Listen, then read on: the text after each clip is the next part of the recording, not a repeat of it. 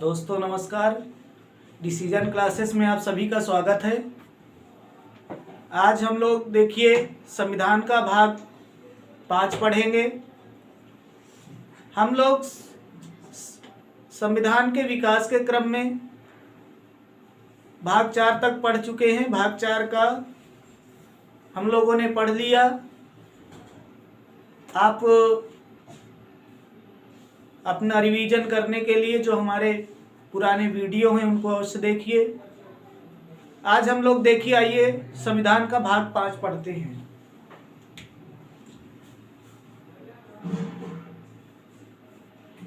भाग 5।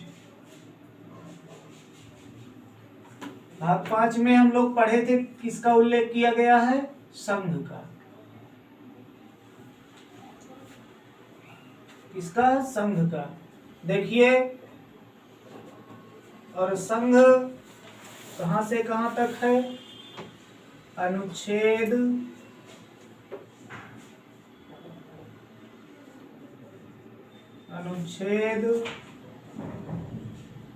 52 से लेकर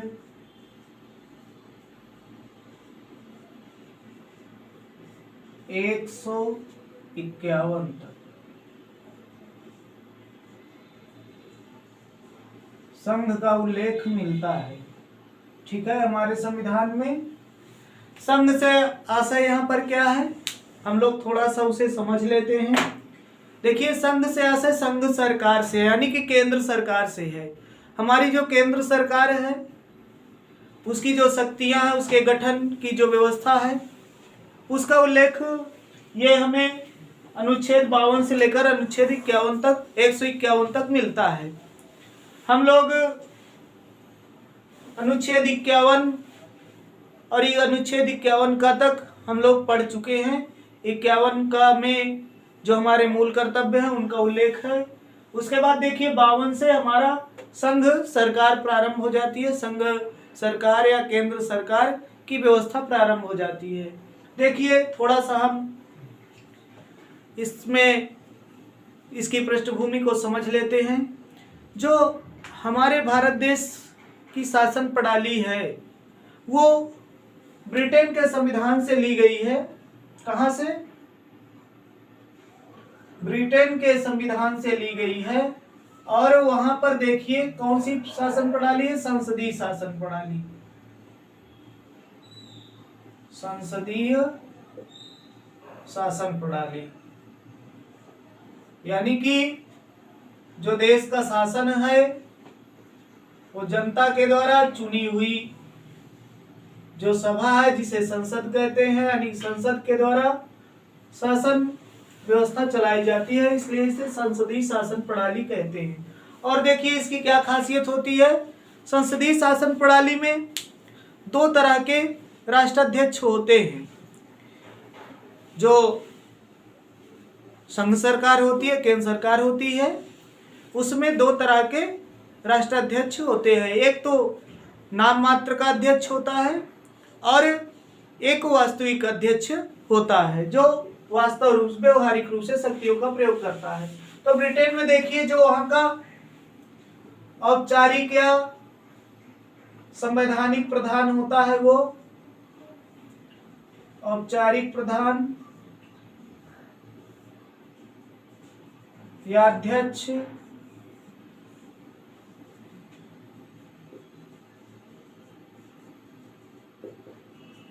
वो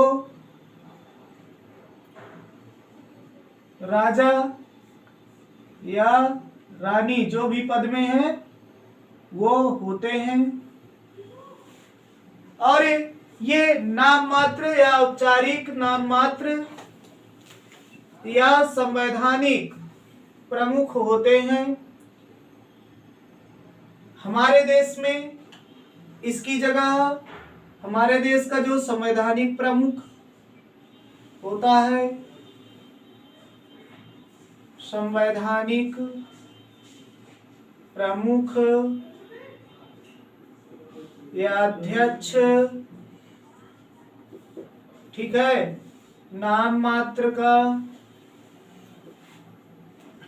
प्रमुख या अध्यक्ष या औपचारिक, तीनों एक ही चीजें हैं।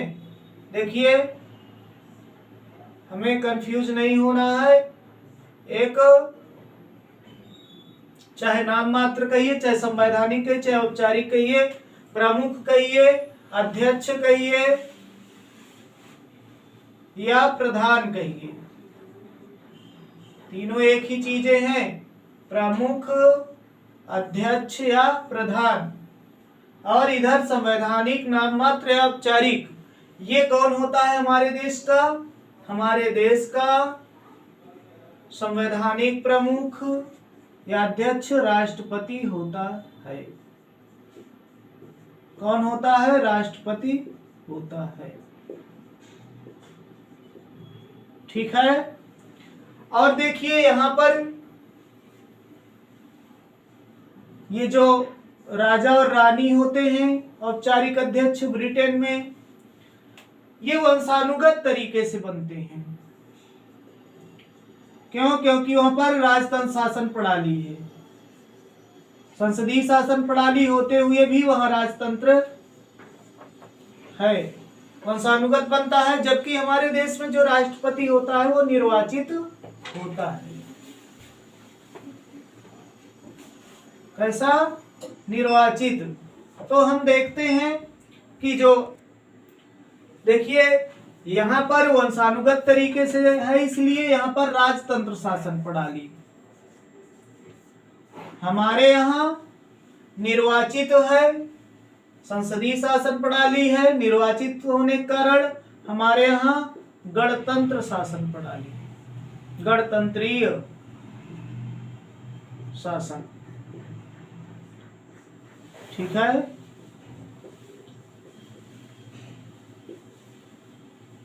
हमारे देश की जो शासन प्रणाली है, हमारे देश का जो औपचारिक अध्यक्ष या संवैधानिक प्रमुख है वो राष्ट्रपति होता है और वो निर्वाचित होता है। तो गणतंत्र ऐसा देश होता है जहां का राष्ट्राध्यक्ष निर्वाचित किया जाता है। तो हमारे देश का जो राष्ट्राध्यक्ष है, राष्ट्रपति होता है, वो निर्वाचित होता है। इसलिए हमारे देश में गणतंत्र शासन प्रणाली है। और हमारे यहाँ भी संसदीय शासन प्रणाली भी अपनाई गई है, क्योंकि संसदीय शासन प्रणाली की विशेषता होती है, इसमें दो प्रकार के अध्यक्ष होते हैं। संसदीय शासन प्रणाली और गणतंत्रीय शासन प्रणाली हमारे भारत देश में है, हमारे भारत के संविधान में। ठीक है। आइए हम लोग देखते हैं हमारे यहाँ जो शासन प्रणाली है वो किस प्रकार से कार्य कर रही है।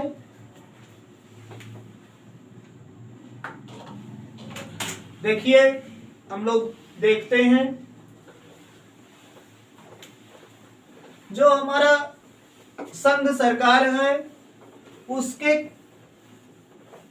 सबसे उच्च शिखर पर राष्ट्रपति पद की व्यवस्था की गई है।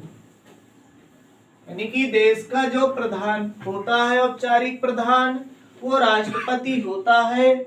आइए हम लोग देखते हैं संघ सरकार कहां से प्रारंभ होती है? राष्ट्रपति के पद से प्रारंभ होती है।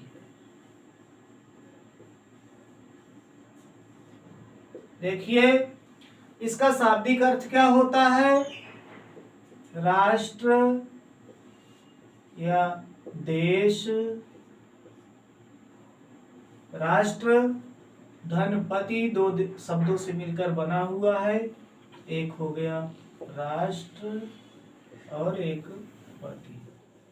तो राष्ट्र का शब्द अर्थ है, राष्ट्र का अर्थ देश हो गया और पति का अर्थ हो गया अध्यक्ष।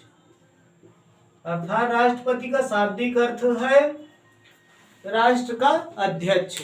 तो हमारे जो देश का अध्यक्ष होता है, संवैधानिक अध्यक्ष, संवैधानिक प्रमुख होता है, वह राष्ट्रपति होता है। और राष्ट्रपति देश का प्रथम नागरिक होता है। देश का प्रथम नागरिक राष्ट्रपति होता है। कौन? नागरिक राष्ट्रपति होता है।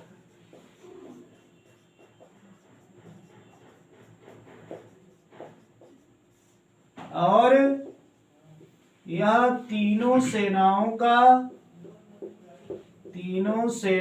का सर्वोच्च सेनापति भी होता है। सर्वोच्च सेनापति होता है। ठीक है, आइए हम लोग देखते हैं संविधान में क्या व्यवस्था है राष्ट्रपति पद की। संविधान का अनुच्छेद 52, अनुच्छेद 52 में कहा गया है कि भारत का एक राष्ट्रपति होगा।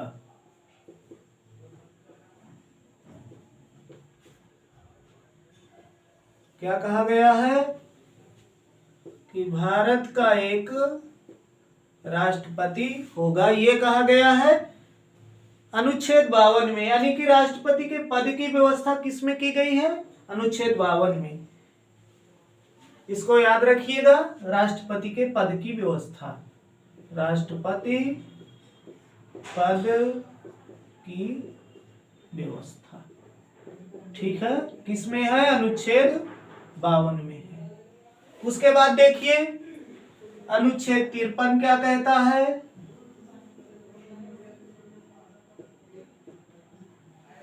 अनुच्छेद 53 ये कहता है कि राष्ट्रपति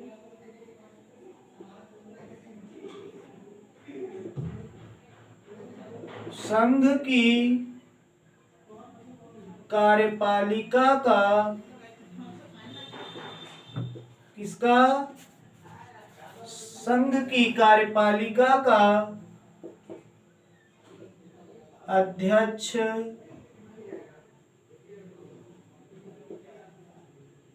होता है और संघ की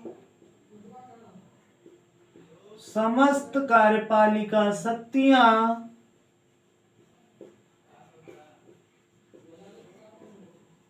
क्या? देखिए फिर से देखते हैं, राष्ट्रपति संघ की कार्यपालिका का अध्यक्ष होता है।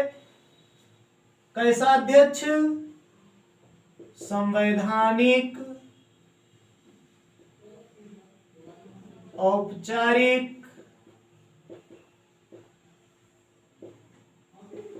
या नाम मात्र का अध्यक्ष, प्रमुख या प्रधान होता है। ठीक है, और संघ की समस्त कार्यपालिका शक्तियां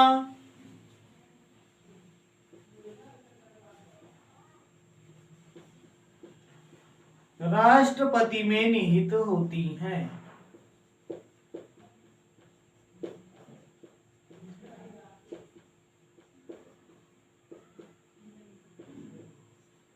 ठीक है, क्या कहा गया कि संघ की समस्त कार्यपालिका शक्तियां राष्ट्रपति में निहित होती हैं। और देखिए यह कहा गया कि जिनका प्रयोग वह, किसका प्रयोग? जिनका प्रयोग वह स्वयं या अपने अधीनस्थ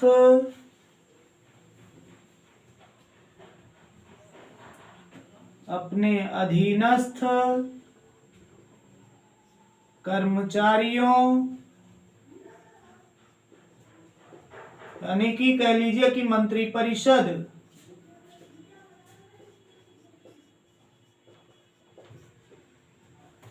कर्मचारियों की सहायता से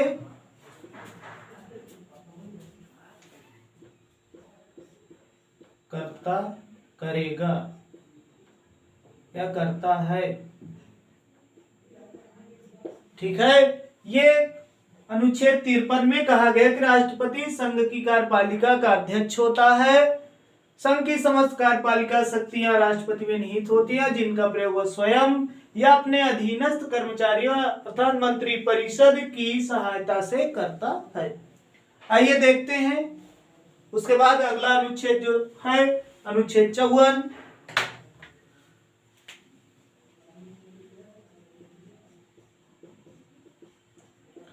देखिए इसमें अनुच्छेद 54 में राष्ट्रपति के निर्वाचक मंडल यानी कि राष्ट्रपति के निर्वाचन में कौन कौन शामिल होता है, ये किसमें है? अनुच्छेद 54 में। देखिए जो व्यवस्था की गई है कि राष्ट्रपति के निर्वाचन में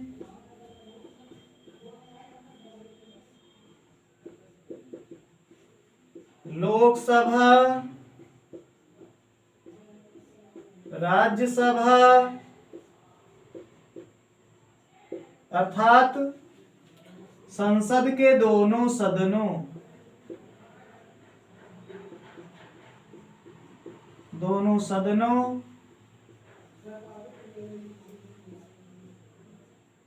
तथा राज्यों की विधानसभाओं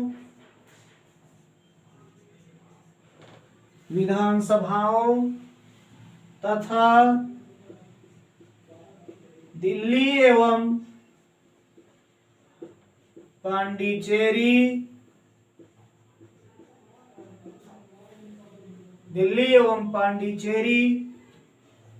की विधानसभाओं के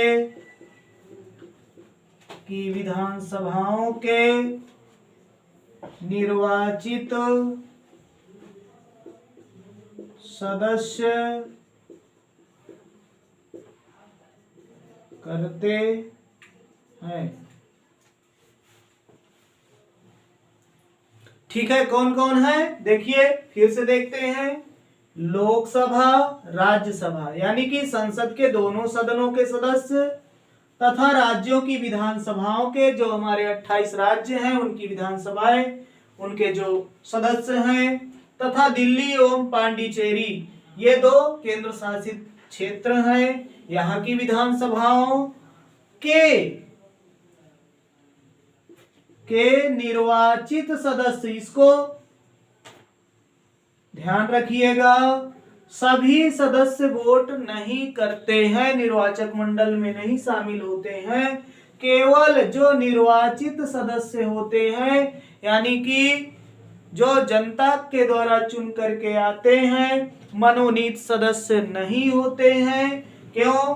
क्योंकि कुछ सदस्यों को राष्ट्रपति मनोनीत भी करता है, तो वह सदस्य इसमें शामिल नहीं हो सकते। अगला देखिए जो हमारा अनुच्छेद 55 है, उसमें निर्वाचन की विधि दी गई है, निर्वाचन की रीति या विधि दी गई है। देखिए राष्ट्रपति का निर्वाचन,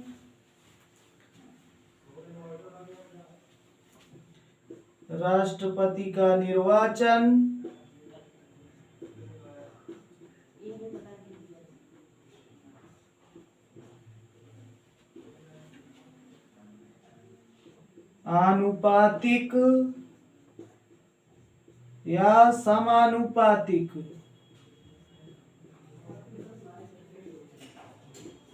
प्रतिनिधित्व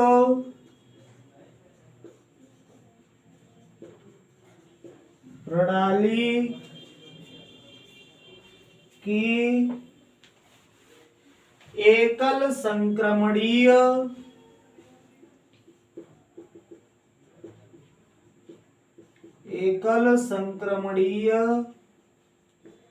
मत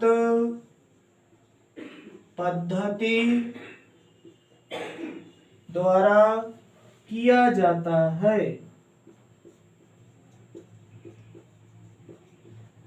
ठीक है। किस विधि से किया जाता है राष्ट्रपति का निर्वाचन? आनुपातिक या समानुपातिक प्रतिनिधित्व प्रणाली की एकल संक्रमणीय मत पद्धति द्वारा किया जाता है। आइए हम लोग देखते हैं उसके आगे जो हमारा अनुच्छेद 56 है।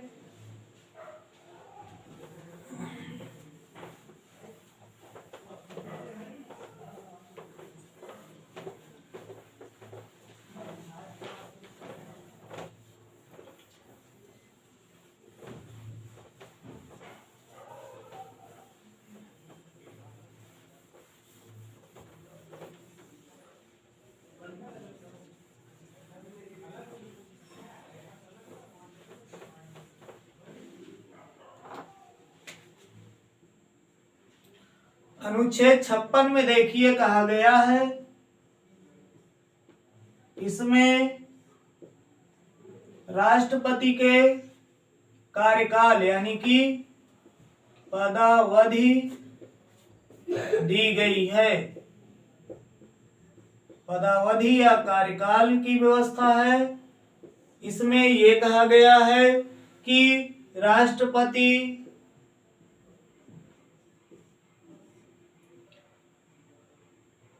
अपने पद धारण करने की तारीख से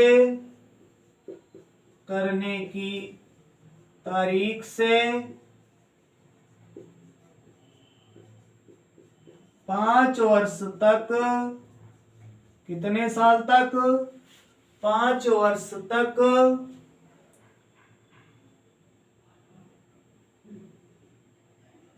कार्य करेगा। यानी कि राष्ट्रपति का कार्यकाल कितने वर्ष होता है? 5 वर्ष तक। लेकिन तब तक वह अपना पद नहीं छोड़ता है जब तक कि नया पदाधिकारी यानी कि नया राष्ट्रपति नहीं चुन लिया जाता है। और देखिए समय से पूर्व यानी कि 5 वर्ष से पूर्व राष्ट्रपति को केवल एक प्रक्रिया है, महाभियोग की प्रक्रिया। महाभियोग लगाकर, और महाभियोग किस आधार पर लगेगा? संविधान का अतिक्रमण।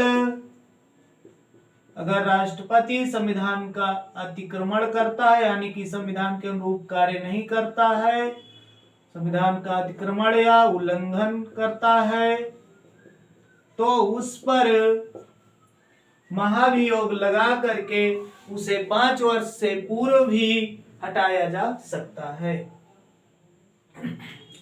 उसके बाद देखिए आगे हम लोग देखते हैं जो अनुच्छेद 58 है। कौन सा? अनुच्छेद 58। इसमें योग्यताएं दी गई हैं कि कौन राष्ट्रपति बन सकता है, राष्ट्रपति बनने के लिए क्या योग्यता होनी चाहिए। तो देखिए राष्ट्रपति बनने के लिए जो प्रमुख योग्यताएं हैं, पहला नंबर, वह भारत का नागरिक हो। पहली योग्यता, कोई भी हमारे देश में राजनीतिक पद प्राप्त करना है, चाहे वो छोटा से छोटा ग्राम पंचायत का चुनाव हो या बड़ा से बड़ा जो सबसे बड़ा पद माना जाता है हमारे संविधान में राजनीतिक पद, वो राष्ट्रपति का होता है।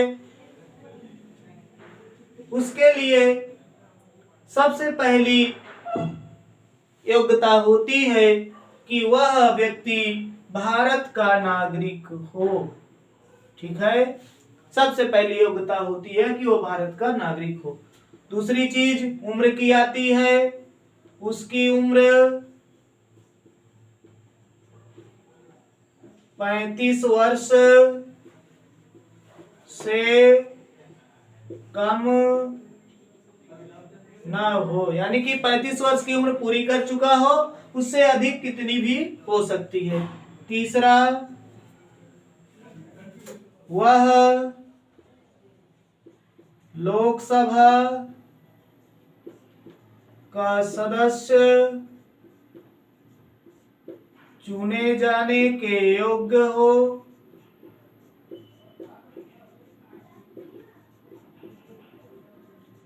योग्यता रखता हो, चुने जाने की योग्यता रखता हो। तीसरा, चौथा, वह किसी सरकारी लाभ के पद पर, यानी कि क्या है, वह सरकारी लाभ के पद केंद्र सरकार या राज्य सरकार के अधीन नौकरी न करता हो, लाभ के पद पर न हो। ठीक, तो ऐसे व्यक्ति जो है राष्ट्रपति बन सकता है। देखिए हमारे यहाँ क्या है कि कोई भी व्यक्ति कितने भी बार भी राष्ट्रपति का चुनाव लड़ सकता है और राष्ट्रपति बन सकता है। देखिए हमारे यहाँ डॉक्टर राजेंद्र प्रसाद 2 बार लगातार राष्ट्रपति बन चुके हैं और 2 से अधिक बार भी कोई बन सकता है।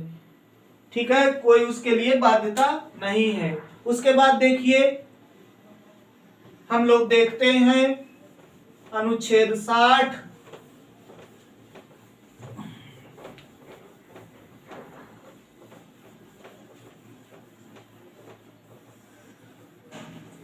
अनुच्छेद 60 में देखिए शपथ है,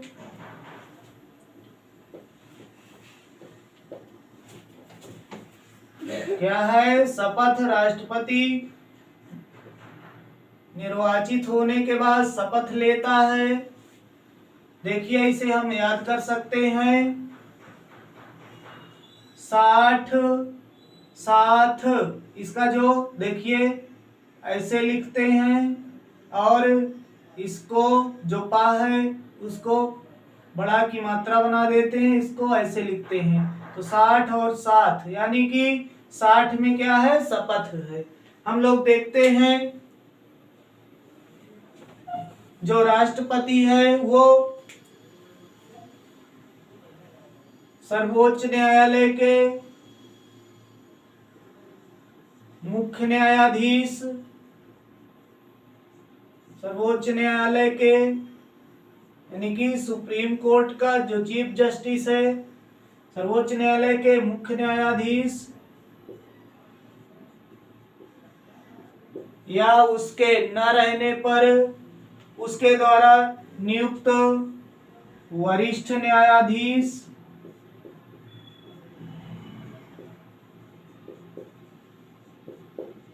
के समक्ष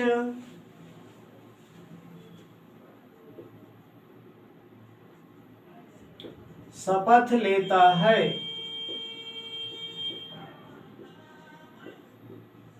ठीक है, अब देखिए उसके बाद अनुच्छेद 61 है।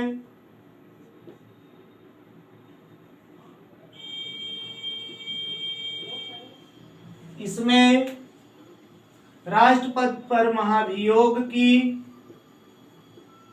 प्रक्रिया का उल्लेख है। किसका? महाभियोग की प्रक्रिया का उल्लेख है। देखिए इसे याद रखिएगा, अनुच्छेद 61 में महाभियोग क्या है, अनुच्छेद 61 में महाभियोग की प्रक्रिया है। देखिए राष्ट्रपति अगर संविधान का उल्लंघन करता है, संविधान का अतिक्रमण करता है, संविधान के अनुरूप कार्य नहीं करता है, उल्लंघन करने पर राष्ट्रपति पर करने पर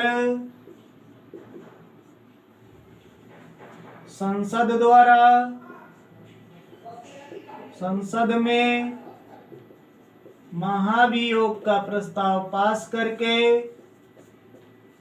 महाभियोग का प्रस्ताव पास कर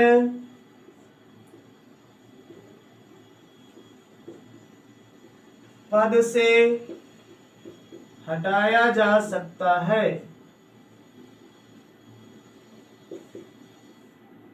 जो व्यवस्था है राष्ट्रपति को हटाने की वो क्या है? महाभियोग की प्रक्रिया।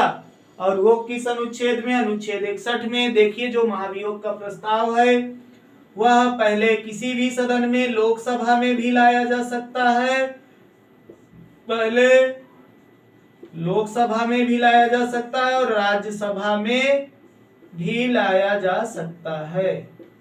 दोनों में लाया, लोकसभा या राज्यसभा दोनों में लाया जा सकता है। ठीक है। और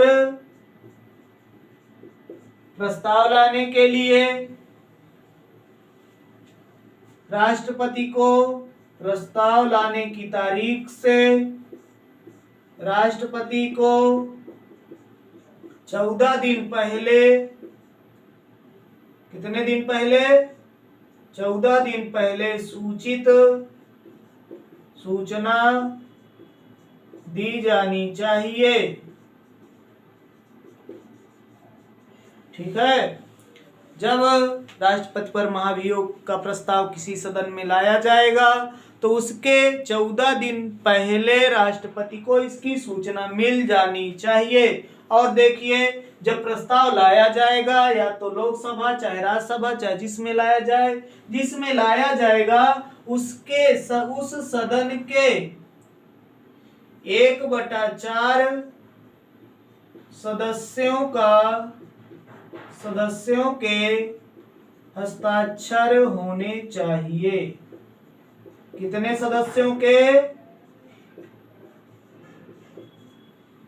सदन के, जिस सदन में लाया जा रहा है विधेयक,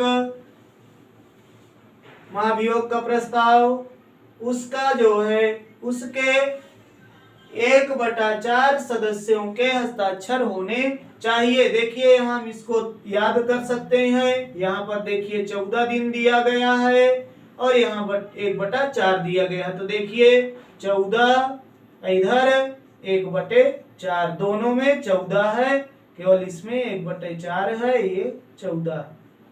तो इस तरह से हम देखते हैं कि 14 दिन पूर्व सूचना और 1/4 सदस्यों के हस्ताक्षर होने चाहिए। और देखिए जो महाभियोग का प्रस्ताव है दोनों सदनों से 2/3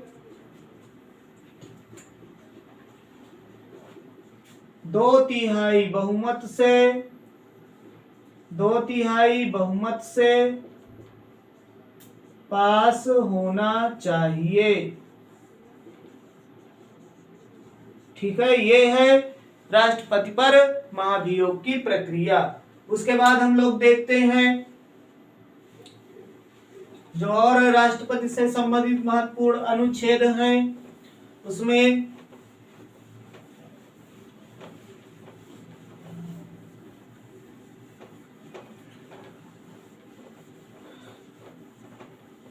अब हम लोग आते हैं राष्ट्रपति की शक्तियां। क्या? राष्ट्रपति की शक्तियां पढ़ते हैं, उसे कौन कौन सी शक्तियां मिली हुई हैं। देखिए जो राष्ट्रपति की शक्तियां हैं उन्हें हम 2 भागों में बांट सकते हैं, 2 तरह से उनको हम रख सकते हैं। एक शांतिकालीन शक्तियां,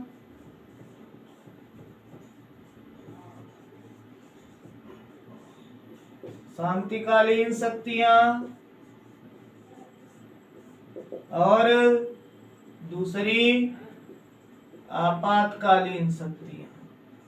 कौन सी? आपातकालीन शक्तियां। ठीक है। तो पहले हम लोग शांतिकालीन शक्तियां देखते हैं। आइए पहले देखते हैं कार्यपालिका संबंधी शक्तियां। कौन सी? कार्यपालिका संबंधी शक्तियां।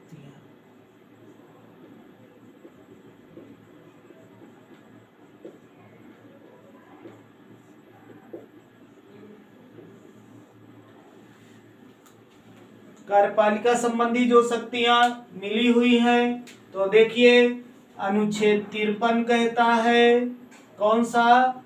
अनुच्छेद 53 कहता है कि संघ की कार्यपालिका संघ की सभी कार्यपालिका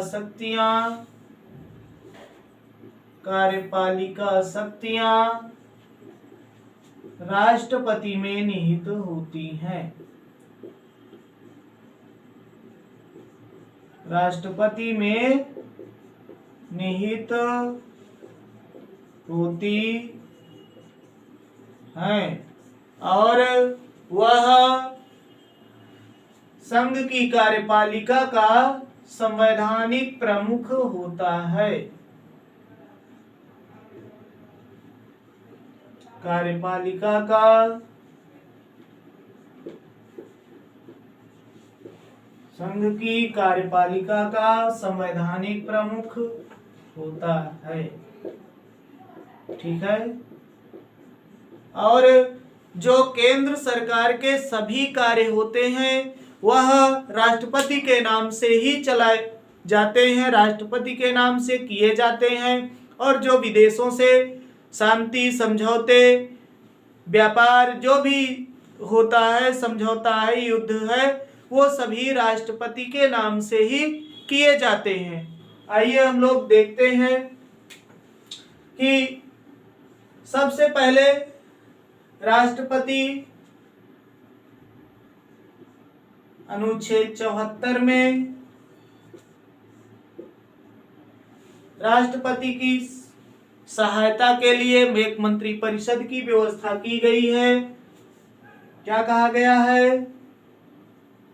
राष्ट्रपति की सहायता के लिए एक मंत्रिपरिषद होगी। कौन होगा? एक मंत्रिपरिषद होगी जिसका प्रधान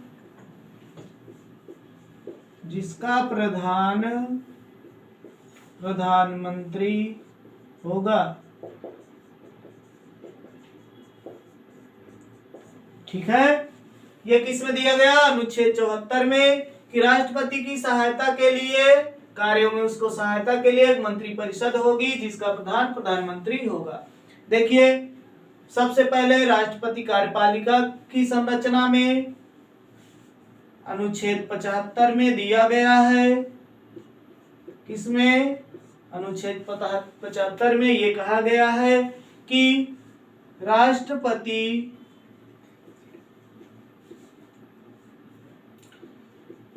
लोकसभा में बहुमत प्राप्त दल के नेता को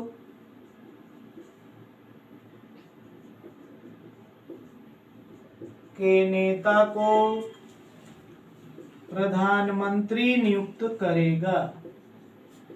क्या करेगा? प्रधानमंत्री नियुक्त करेगा। उसके बाद प्रधानमंत्री के परामर्श से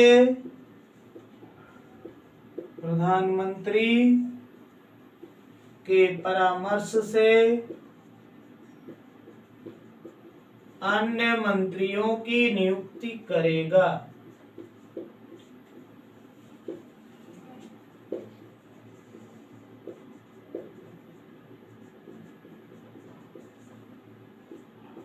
ये किसमें व्यवस्था की गई है? अनुच्छेद 75 में, कि पहले वो प्रधानमंत्री की नियुक्त करेगा, उसके बाद प्रधानमंत्री परामर्श से, सलाह से अन्य मंत्रियों की नियुक्त करता है। देखिए हम लोग देखते हैं कि कार्यपालिका शक्तियों के तहत कुछ पदाधिकारियों की नियुक्ति करता है राष्ट्रपति।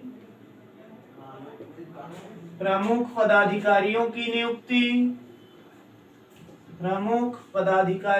नियुक्ति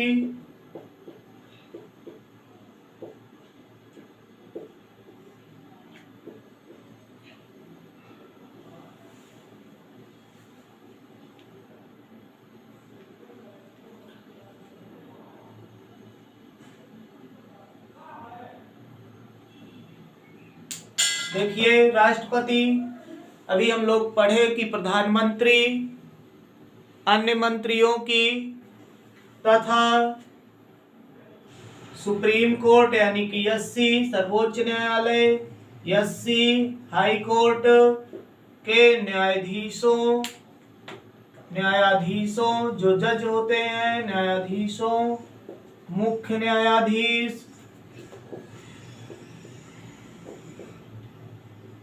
न्यायाधीश की नियुक्ति करता है। और देखिए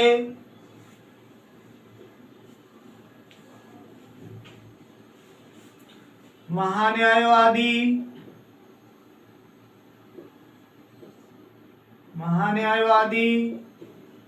की नियुक्ति, नियंत्रक महालेखा परीक्षक की नियुक्ति, महालेखा परीक्षक की नियुक्ति,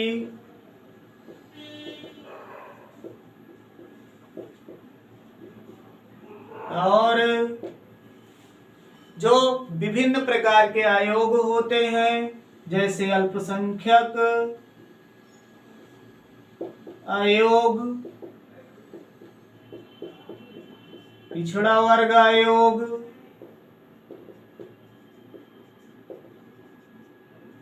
एससी एसटी आयोग, अनुसूचित जाति आयोग, लोक सेवा आयोग,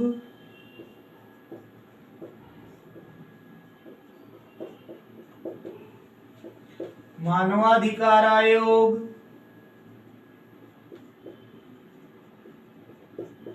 के सदस्यों, अध्यक्षों की नियुक्ति करता है।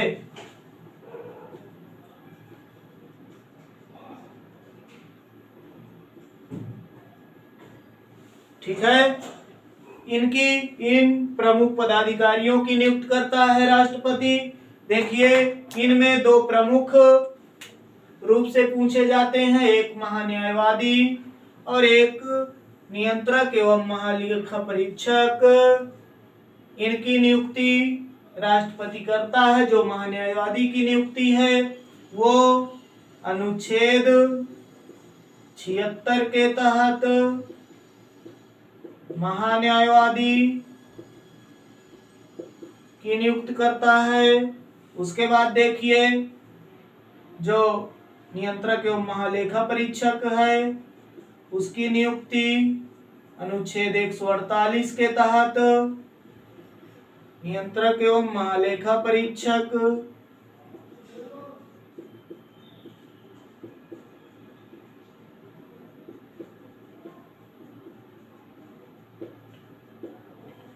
महालेखा परीक्षक अर्थात कैग सीएजी कैग की नियुक्ति करता है। ठीक है, ये इनको आप विशेष याद रखिएगा। अनुच्छेद 76 में महान्यायवादी की और अनुच्छेद 148 में नियंत्रक एवं महालेखा परीक्षक की नियुक्ति करता है। उसके बाद देखिए हम लोग देखते हैं व्यवस्थापिका संबंधी शक्तियां।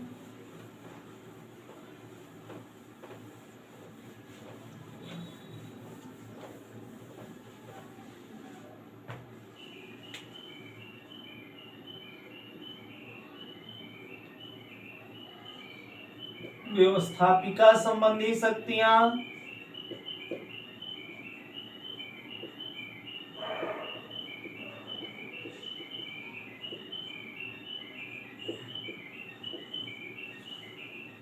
देखिए राष्ट्रपति स्वयं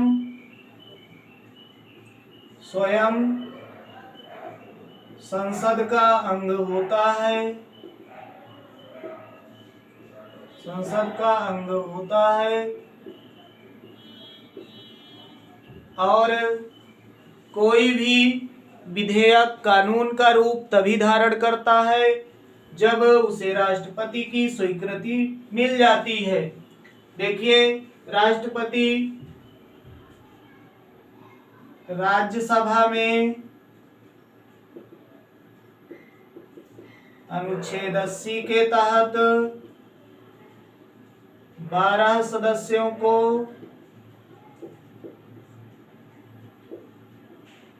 मनोनीत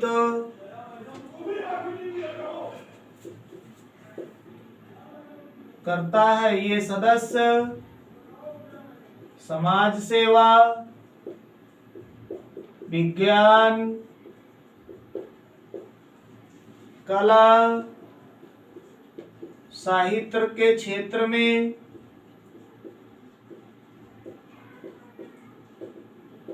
अभूतपूर्व योगदान या योग्यता रखने वाले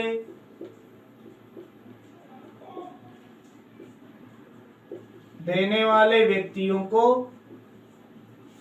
मनोनीत करता है। 12 सदस्यों को राज्यसभा में मनोनीत करता है।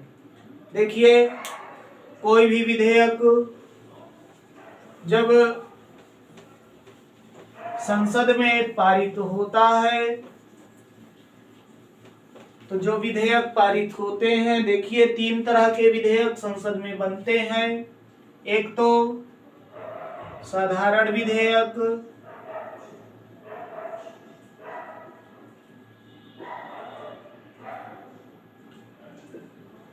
दूसरा धन विधेयक,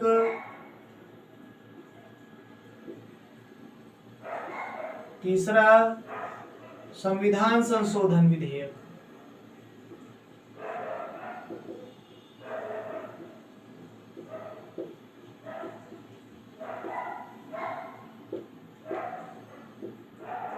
ठीक है, 3 तरह के विधेयक पास किए जाते हैं, जिनमें साधारण विधेयक जो हैं जब राष्ट्रपति की स्वीकृति के लिए जाते हैं, राष्ट्रपति के हस्ताक्षर के लिए दोनों सदनों में पास कर देने के पास भेजे जाते हैं, तो राष्ट्रपति उन्हें पुनर्विचार हेतु वापस भेज सकता है।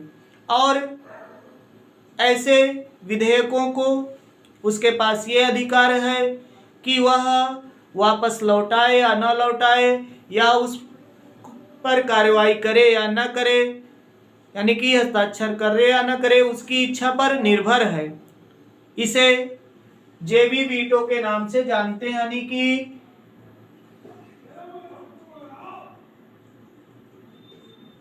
जेबी वीटो, यानी कि वह विधेयक पर कोई प्रक्रिया नहीं करे तो वह विधेयक अपने आप समाप्त हो जाता है। और राष्ट्रपति पर कोई भी साधारण विधेयक जब जाता है तो उसके हस्ताक्षर करने की कोई समयावधि निश्चित नहीं है। जेबी वीटो का प्रयोग ज्ञानी जैल सिंह ने किया था।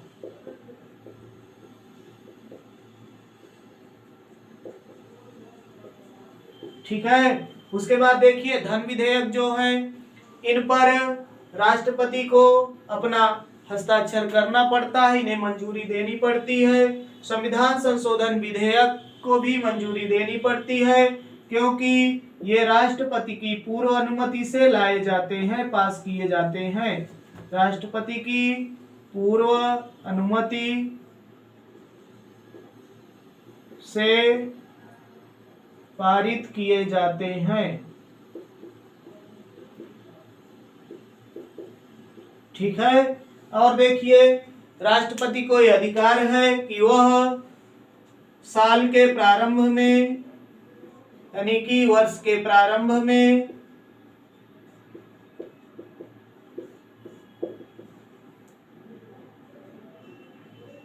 संसद की बैठकों, यानी कि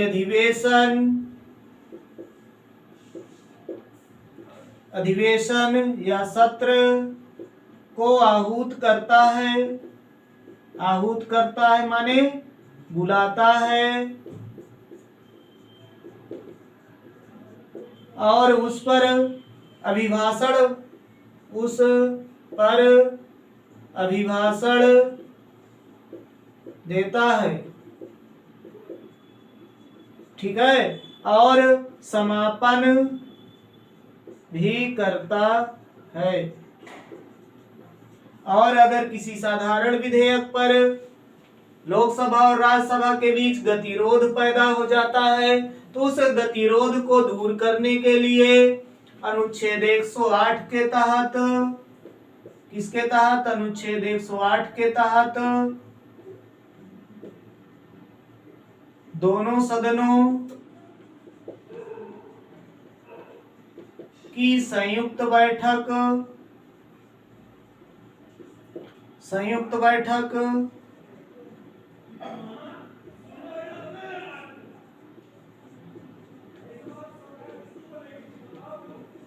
ठीक है, क्या करता है, अगर साधारण विधेयक के संबंध में दोनों सदनों के बीच में कोई गतिरोध पैदा हो जाता है तो उस गतिरोध को दूर करने के लिए राष्ट्रपति अनुच्छेद 108 के तहत दोनों सदनों यानी कि लोकसभा राज्यसभा की संयुक्त यानी कि एक साथ बैठक बुलाता है। और लेकिन यहाँ पर ध्यान देने योग्य ये बात है कि जो संयुक्त बैठक है वो बुलाता राष्ट्रपति है, लेकिन इसकी अध्यक्षता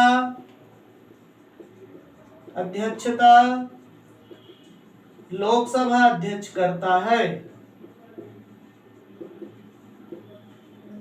अध्यक्षता कौन करता है, लोकसभा अध्यक्ष करता है, लेकिन आहूत कौन करता है, बुलाता कौन है संयुक्त बैठक को, तो राष्ट्रपति बुलाता है। उसके बाद देखिए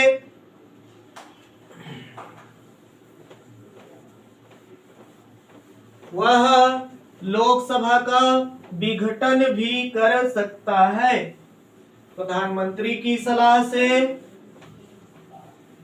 राष्ट्रपति लोकसभा का विघटन कर सकता है। उसके बाद हम लोग देखते हैं कि और राष्ट्रपति को क्या शक्तियां मिली हुई हैं। अनुच्छेद 72 के तहत देखिए, किसके तहत, अनुच्छेद 72 के तहत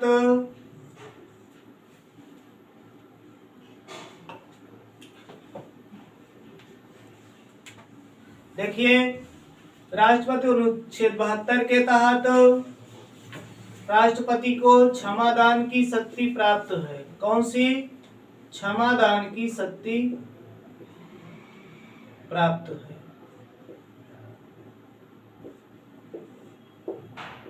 यानी कि किसी मृत्युदंड प्राप्त व्यक्ति को मृत्युदंड प्राप्त या अन्य सजा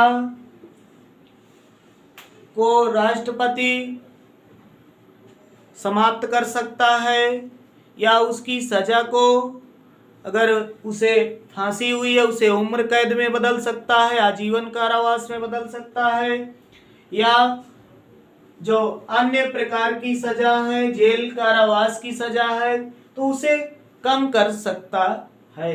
ये अनुच्छेद 72 के तहत राष्ट्रपति को क्षमादान की शक्ति मिली हुई है। देखिए एक अनुच्छेद और बहुत महत्वपूर्ण है, वो है अनुच्छेद 123। कौन सा, अनुच्छेद 123। इसके द्वारा राष्ट्रपति को अध्यादेश जारी करने की शक्ति है। राष्ट्रपति को अध्यादेश जारी करने की शक्ति प्राप्त है।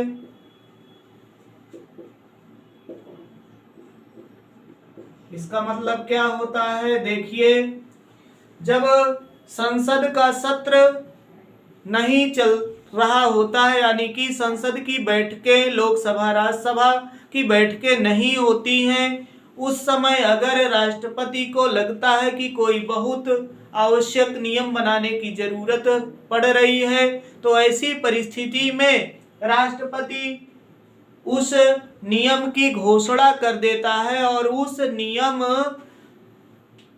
का प्रभाव संसद के द्वारा बनाए गए, उस अध्यादेश का प्रभाव संसद के द्वारा बनाए गए कानून के समान होता है। और देखिए यह अध्यादेश तब तक वैध रहता है जब लोकसभा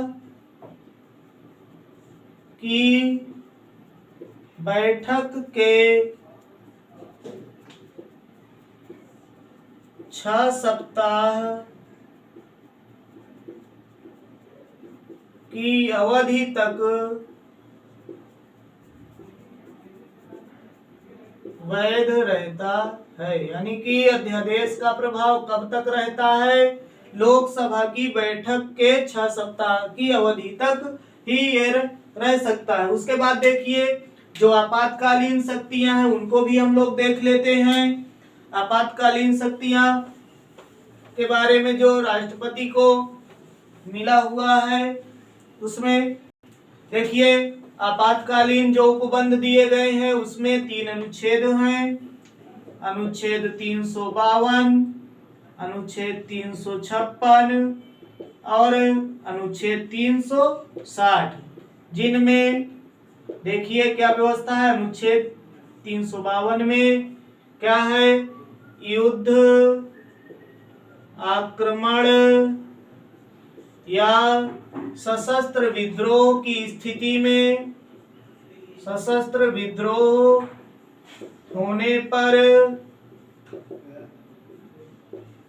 राष्ट्रीय आपातकाल की घोषणा की जा सकती है। दूसरा है अनुच्छेद 356, इसमें है राष्ट्रपति शासन, राज्यों में राष्ट्रपति शासन। यानी कि अगर किसी राज्य में कानून व्यवस्था संविधान के अनुसार नहीं चल रही है तो वहां पर राष्ट्रपति शासन लगाया जा सकता है। और तीसरा है वित्तीय आपात, यानी कि अगर देश के सामने धन की कमी आ गई है तो उस परिस्थिति में राष्ट्रपति वित्तीय आपात की घोषणा कर सकता है। ये लेकिन अभी तक वित्तीय आपात का प्रयोग कभी नहीं किया गया है। अनुच्छेद 360 का प्रयोग कभी नहीं किया गया है। दोस्तों हम लोगों ने राष्ट्रपति का अध्ययन किया। आप लोग हमारे चैनल को अधिक से अधिक लाइक करें, शेयर करें, सब्सक्राइब करें। धन्यवाद।